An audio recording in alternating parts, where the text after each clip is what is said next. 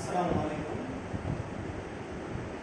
ইংরেজি একটা ভাষা হওয়া সত্ত্বেও আমরা ইংলিশ ভালোভাবে পারি না। তার পিছনে একটা কারণ, সেটা হলো কি, বাংলা আমাদের মাতৃভাষা। আমরা তাই গ্রামারটা খুব সুন্দরভাবে কথা বলতে পারি, গ্রামাটিক্যাল অনেক রুলস ফলো করি, কিন্তু আমরা বলতে পারি না যে এটা কোন গ্রামার, এটা কই থেকে আসছে। তার পিছনে একটাই কারণ হলো বাংলা আমাদের মাতৃভাষা, আর ইংরেজি আমাদের মাতৃভাষা না, কিন্তু সেটা আমাদেরকে পড়তে হয়। করার পিছনে একটা কারণ, সেটা কি? সেটা হলো ইংলিশ হলো একটা আন্তর্জাতিক মাতৃভাষা।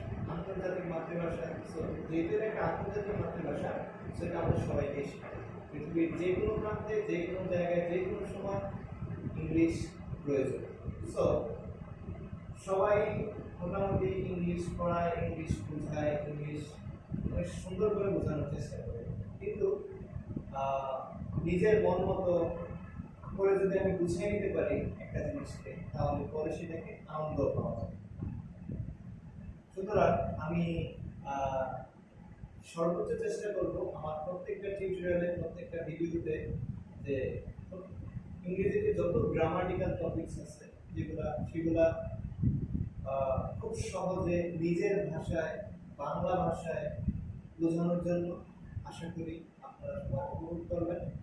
তাই আমি আমার এই ইংলিশ আপনাদেরকে সাথে নিয়ে আমি আমার ইংলিশ হেটার্সটাকে অনেক দূর এগিয়ে নিয়ে যেতে চাই। আপনারা বলতে পারেন যে কেন ইংলিশ হেটার্স বলতেছি।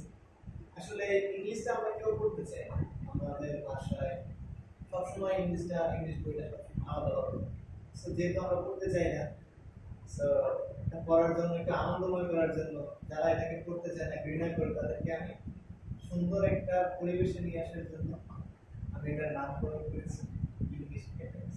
আশা করি আপনারা সবাই আমার সাথেই থাকবেন, আমার প্রত্যেকটা টিউটোরিয়াল খুব মনোযোগ দিয়ে দেখবেন, তাহলে আশা